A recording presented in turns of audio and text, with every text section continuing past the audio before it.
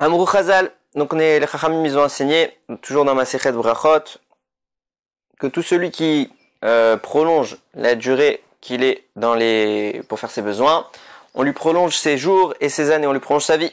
Pourquoi? Parce que ça fait partie des choses qui régissent la santé. Et donc c'est pour ça il faut pas s'empresser de sortir des toilettes. Et il faut faire ce qui est nécessaire dès que le temps requis, ni plus ni moins. De même, la manière de s'essuyer, il y a une halakha qui est régie là-dedans. Pourquoi? Parce qu'il y a des problèmes de faire des choses n'importe comment. Donc une personne qui s'essuie ne devra pas le faire de la main droite, il devra le faire de la main gauche. Ok? Et il y a plusieurs raisons qui sont rapportées à ça, donc je vais vous les lire. Alors Rabbi Eliezer Omer, Rabbi Eliezer il dit Mipene Sheochelba, parce qu'on a l'habitude on va parler après du cas du gaucher, mais on a l'habitude pour un droitier de manger avec la main droite, donc on apporte la nourriture sur notre bouche, donc ce n'est pas propre. Rabbi Yehoshua Omer Mipene Shekotevba, parce qu'on écrit avec la main droite, donc il faut pas s'en servir pour des choses sales. Rabbi Akiva Omer Mipene Shemari Ebata Torah, parce que c'est avec la main droite qu'on souffle. Vous savez, quand le chazan à la synagogue le Shabbat, il lit la Torah, il a souvent quelqu'un à côté de lui qui lui indique les ta'amim. Donc, c'est avec la main droite que ça se fait, donc c'est pas kavod d'utiliser cette main pour des choses sales. Rava Amar, Mipene Shatora Nitna Biyamin. Rava il dit c'est parce que la Torah a été donnée par la main droite. Rabbi Shimon ben Lakish Omer, Rabbi Shimon ben Lakish il a dit Mipene Shekosher Bat Tfilin, parce que c'est avec la main droite qu'on met les tfilin. Parce que je rappelle que le droitier met ses tefilin sur sa main gauche, donc il prend le tefilin avec sa main droite, c'est avec la main droite qu'il serre et qui fait tout le passage des lanières. Ok? Alors vous pouvez me poser la question, oui, mais la main gauche, elle porte les tefilin. C'est vrai qu'elle les porte, mais elle est passive. Donc elle ne fait pas l'action de soutenir le tefilin, elle portait sur ses bras. C'est pas la main de toute façon. Mais en effet, puisque sur la main, le doigt, le major, est celui qui va porter les nœuds des tefilin, la Gemara rapporte qu'on ne doit pas utiliser ce doigt lorsque nous sommes aux toilettes, et donc on doit évidemment donner priorité aux autres. Par contre, encore une fois, aujourd'hui, nous sommes dans des sociétés beaucoup plus modernes, et qu'on utilise du papier toilette, si quelqu'un a des difficultés de respecter toutes ces halakhot, il aura le droit de ne pas les respecter parce que il est tout à fait propre puisqu'il ne touche pas directement les parties impures.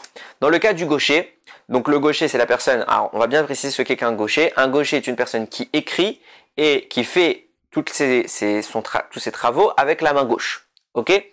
Maintenant, une personne qui est entre deux, donc ça veut dire qui serait gaucher pour l'écriture mais qui fait beaucoup de travaux avec la main droite, ou qui serait droitier de l'écriture mais qui fait beaucoup de travaux avec la main gauche, il est dans un cadre intermédiaire. Donc le gaucher parfait, donc qui écrit et qui fait l'essentiel de ses actions avec la main gauche, lui évidemment qu'il devra s'essuyer dans les toilettes avec la main droite, puisque celle-là ne sera pas celle qui va porter cette filine, qui va mettre cette filine, c'est même avec cette main gauche qu'il va manger, qu'il va écrire, qu'il va souffler les tamim, donc toutes les raisons sont transférées d'une main à l'autre. Donc le gaucher parfait s'essuiera aux toilettes avec la main droite de toute personne. Ok? Par contre, une personne qui est entre les deux, donc soit qu'il est gaucher de l'écriture, mais qu'il fait l'essentiel de ses travaux de la main droite, ou soit qu'il est droitier de l'écriture, mais qui fait l'essentiel de ses travaux de la main gauche, lui est dans un niveau intermédiaire, c'est pas un gaucher parfait. Alors en ce qui concernera les tefilin, on viendra sur ça plus tard, mais on considère l'écriture comme étant la priorité, donc si on est gaucher pour l'écriture, mais qu'on fait le reste des travaux avec la main droite, alors on mettra les tefilin comme un gaucher, donc sur la main droite, bien qu'il y ait des détails qu'on reviendra plus tard. Par contre, en ce qui concerne le fait de s'essuyer, puisque c'est pas un gaucher parfait, alors on maintient l'attitude générale de s'essuyer avec la main gauche, oui. Donc on mettra l'habitude de s'essuyer avec la main gauche.